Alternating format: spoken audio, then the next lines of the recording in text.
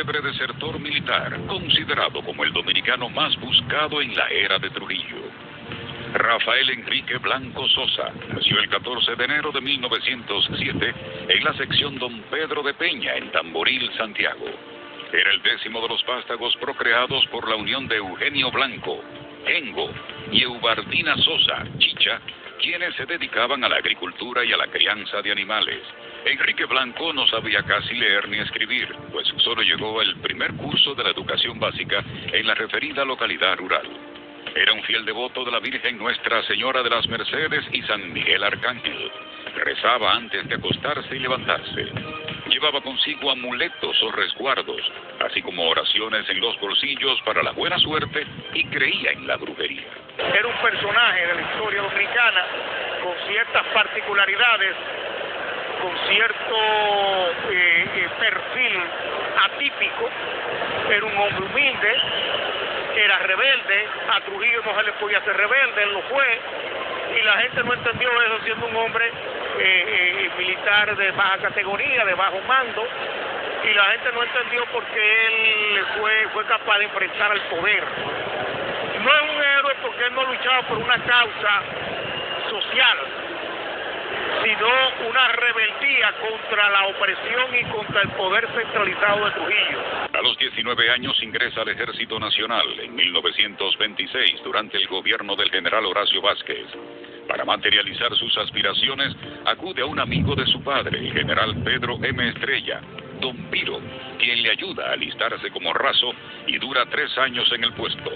Como militar era muy arbitrario y violaba los reglamentos establecidos, razón por la cual sus compañeros se rehusaban a andar con él en labores de patrullaje. Mi papá fue guardia junto con Enrique Blanco. Ellos pasaron el centro de entrenamiento lo hicieron juntos. Cuando se encontraba sobrio, Enrique Blanco era un soldado ejemplar que le gustaba cuidar su uniforme y estar siempre acicalado. Era un apasionado de los bailes de perico ripiao, las mujeres, juegos de azar y consumo de alcohol. Se dice que durante unas fiestas en Boca Chica, Enrique Blanco se presentó a un bar borracho e hirió a algunas personas, una de las cuales murió. Tras las investigaciones fue sancionado a 6 meses de prisión en la fortaleza Osama, pero no llegó a cumplir la pena porque el panorama político obligó a un movimiento de tropas. Se decía que Enrique Blanco no botaba tiro, que era un tirador inmancable con una puntería que nunca fallaba. Mi papá decía, bueno, pero fuimos al campo de tiro juntos y él no se calificó como buen tirador. Tal vez era mejor tirador con revólver que con fusil. Luego de la ocupación militar norteamericana en 1924, Horacio Vázquez gana las elecciones presidenciales y la nación respira nuevos aires. A Enrique Blanco le levantan el castigo y retoma sus funciones en el ejército. Sin embargo, el convulso militar continuaba desafiando las reglas. Así pasaron 3 años y el capitán comandante de la 17ª Compañía del Ejército, donde servía, le dio de baja por mala conducta. Al volver a su vida civil, retoma sus labores habituales de agricultor con sus progenitores. El joven campesino reemplazó el machete por el fusil varios meses. En 1929 muere su madre, Eubardina Sosa, y en 1930 Enrique Blanco, con 23 años de edad, retorna al mundo militar. Es asignado al entonces Centro de Enseñanza del kilómetro 9 en la carretera Duarte y luego a la fortaleza Osama. Quiero decirle en mi canto la gloriosa realidad acerca de Enrique Blanco y pasemos al tiempo de un poquito atrás. Acerca de Enrique Blanco y pasemos al tiempo de un poquito atrás. En 1931, con 24 años de edad, Enrique Blanco se ve envuelto en problemas y deserta de la Guardia. Sobre el hecho hay varias versiones. En su paso por segunda vez por el ejército, Blanco vuelve a sus viejas andanzas, acude a bares y juega hasta más no poder. Se comenta que varios alistados acudieron a una reconocida taberna de juegos de azar situada en la parte alta de la ciudad Trujillo. Los militares protagonizaron una riña a puñaladas, bayonetas y disparos. Uno de los que tiró con su revólver fue el raso Enrique Blanco, quien mató a un barbero e hirió a un cabo de gravedad que creyó haber ultimado. A sabiendas de las sanciones que esto conllevaría, Blanco abandona el ejército para evitar la pena. Otra versión dice que desertó luego de que un grupo de oficiales y soldados intentara apresarlo por su alegada vinculación con opositores al régimen, que planificaban un complot contra Trujillo en la fortaleza Osama, y que al ser descubierta la trama apresan y desaparecen a sus compañeros de armas. Él fue apresado en un bar de Ciudad Nueva, pero logró huir de sus captores, llevándose su arma de reglamento. Otro relato destaca que Blanco se había sentido molesto por el ascenso de rango de un compañero, de cabo a sargento, y según él, se hizo en franca violación al escalafón militar. Protestó a su superior, le disparó con su fusil y se llevó el arma. Que él creó una habilidad por encima de la preparación militar de los demás, lo que le dio esa supremacía. Lo que yo entiendo que es parte de la fábula, porque fuerzas militares, como era el ejército del tirano, tenían una preparación extraordinaria. Lo que parece ser que los propios militares, que muchas veces tienen un código no publicado, no lo iban a ejecutar y muchas veces lo dejaban escapar. Al ser buscado por las autoridades, Enrique Blanco se refugia en las montañas del Cibao, donde se mantuvo por largo tiempo resistiendo la persecución de las tropas del ejército. Al humilde campesino se le atribuyeron múltiples delitos contra personas ligadas al régimen trujillista, al punto de catalogarlo como peligroso delincuente, que habría matado a individuos que afectaban sus intereses de defensores del tirano. Al menos 3 narradores hablan sobre la vida e infortunios de Enrique Blanco. Luis Arseno Rodríguez, con sus libros Cuentos de Enrique Blanco y Enrique Blanco, Héroe o Forajido, 1985, y Livio Amaury Matos, Enrique Blanco, el rebelde invencible. La leyenda del guerrillero cibaeño, a quien también le apodaban Quique, sirve de argumento al cuento de Juan Bosch, La Verdad, incluido en el volumen Cuentos escritos antes del exilio. Fue odiado y querido. Unos lo veían como un valiente hombre que se oponía a Trujillo. Otros lo consideraban un bandido, asesino y criminal que mantuvo en zozobra al país durante más de 5 años. Cuenta la gente de ese entonces que tenía la habilidad de escabullirse de sus persecutores. Dicen que se convertía en animal y que le quitó la vida al brujo haitiano que le arregló el resguardo por decirle que a partir de ese momento solo Dios o él podían matarlo. Está ligado un poco a la construcción del imaginario que agrega creencias, religiones e inventos para crear un cuadro y crear mucho mayor fantasía, mucho mayor curiosidad y mucho mayor impacto explicando al personaje, porque se decía que él tenía un masacre, él tenía que había sido llevado a Haití, que se le hizo un trabajo para protegerlo, o que tenía un amuleto, que ya todo eso son elementos de la religiosidad popular dominicana. El mítico soldado habría quitado del medio a compañeros de armas, alcaldes peráneos y todo aquel que se cruzara por su camino. Enrique Blanco disparó su revólver, mató al sargento e hirió a un soldado que le llamaban Tulín Núñez, según lo que yo he leído.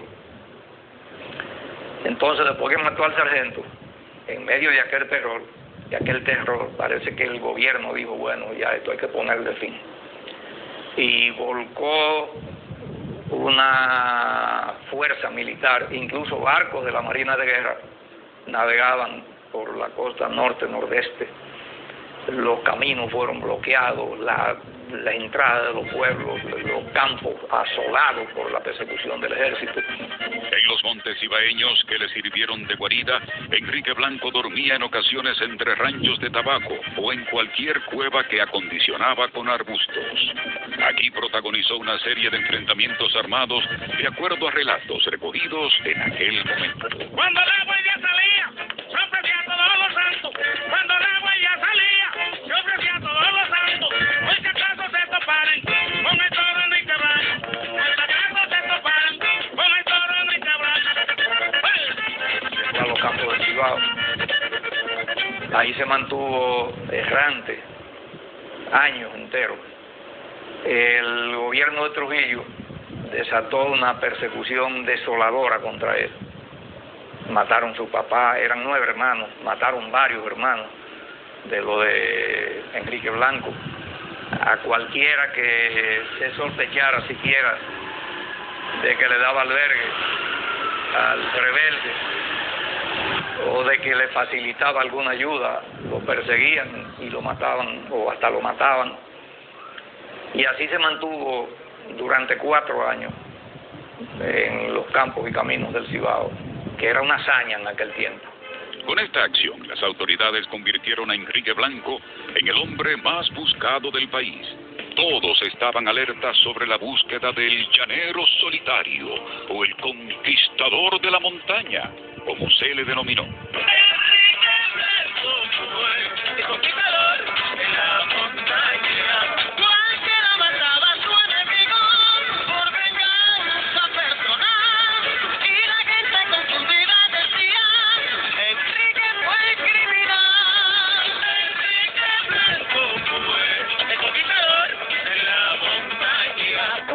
Capturarlo porque Enrique Blanco, como los gavilleros del este, son Robin Hood dominicanos.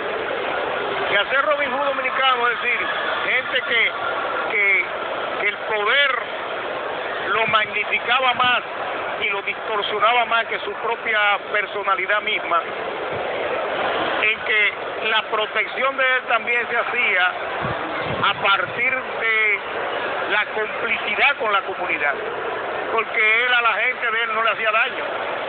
El poder lo que hacía era que distorsionaba al personaje y lo presentaba como un asesino, como un sinvergüenza, como un criminal, para distorsionar un poco lo que era su personalidad y con ello lograr la adhesión de la gente para su captura. Los problemas de Enrique Blanco con la dictadura trujillista alcanzaron a sus parientes más cercanos. El 24 de octubre de 1936 fueron hallados en unos matorrales de la comunidad La Berea, cercano a Tamboril, los cuerpos putrefactos de sus hermanos Ramón Eugenio y Jesús María Blanco Sosa, quienes fueron asesinados por los secuaces de Trujillo. A los parientes, vecinos y amigos de los difuntos no se les permitió darles cristiana sepultura. Fueron obligados a festejar, porque ese día, 24 de octubre, se celebraba el natalicio del jefe, Rafael Leónidas Trujillo Molina.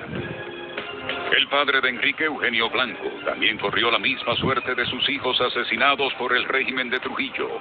Un fuerte contingente militar irrumpió su vivienda, fue apresado y llevado a la fortaleza de Puerto Plata, donde permaneció preso hasta ser trasladado en un guardacostas junto a otros prisioneros. Narran que en el trayecto desde la Novia del Atlántico hacia el este, a la altura de la desembocadura de un río en Gaspar Hernández, el padre de Enrique Blanco fue maniatado con una pesa y lanzado a las aguas del océano, donde murió junto a más de una docena de prisioneros. Se dice que de tanto corretear, a Enrique Blanco ya le flaqueaba todo el cuerpo, socavando su poderosa resistencia. Al ejército trujillista le fue difícil atrapar a este rebelde, a pesar de que se ofreció una recompensa al que lo capturara vivo o muerto. Sobre la muerte de Enrique Blanco hay distintas conjeturas.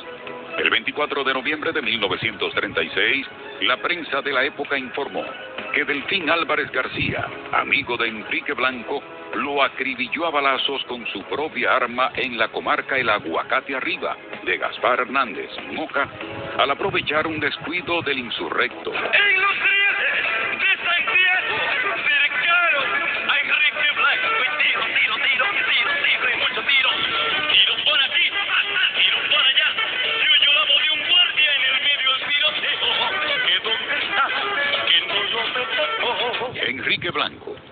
9 años, le había encomendado a Álvarez García que se responsabilizara de su muerte, que acudiera a las autoridades con su puñal y revólver y cobrara la recompensa.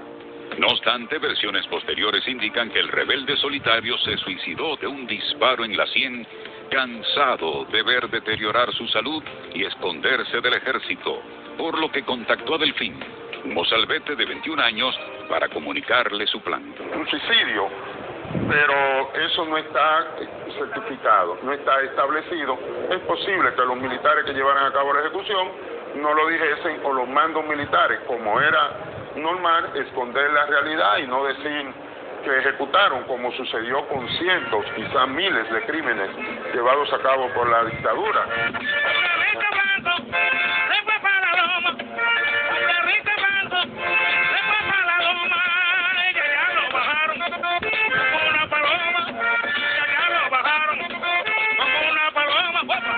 El cadáver de Enrique Blanco fue trasladado en un pequeño camión del ejército. Pasearon su cuerpo sentado en una silla y atado de pies y manos por diferentes pueblos del Cibao, con la finalidad de dar escarmiento. De la comandancia del Ejército Nacional en Moca, los restos de Blanco fueron trasladados al Parque Duarte de Santiago. El paseo es para infligir temor en la población, para imponer el discurso del poder, el discurso de dominación, el discurso del miedo. Y la mejor manera de decir, aquí está muerto, él no era sobrenatural. Aquí está muerto y contra el poder no se puede. Enrique Blanco fue sepultado el 25 de noviembre de 1936, sin mortaja ni ataúd, a orillas de la carretera Duarte.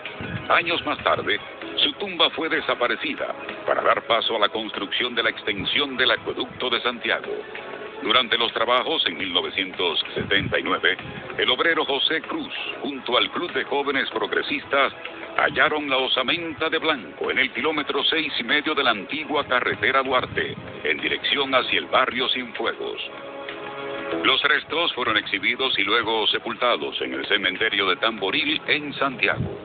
Un señor que había participado en el entierro, que ya tenía, que era octogenario, dijo que sí, que esos eran los restos de Enrique Blanco. Y un hermano de Enrique Blanco, apodado Churo Blanco, Churo, bajó de la montaña y dijo que sí. Entonces un club del ingenio de jóvenes, se llamaba Jóvenes Progresistas, le hizo la sombra fúnebre, la que no habían podido hacerse de 43 años atrás, y están enterrados en el cementerio de Santiago, en el del Ingenio de Santiago. A 83 años de la muerte de Enrique Blanco, su leyenda aún vive en el imaginario popular dominicano y su nombre ocupa un lugar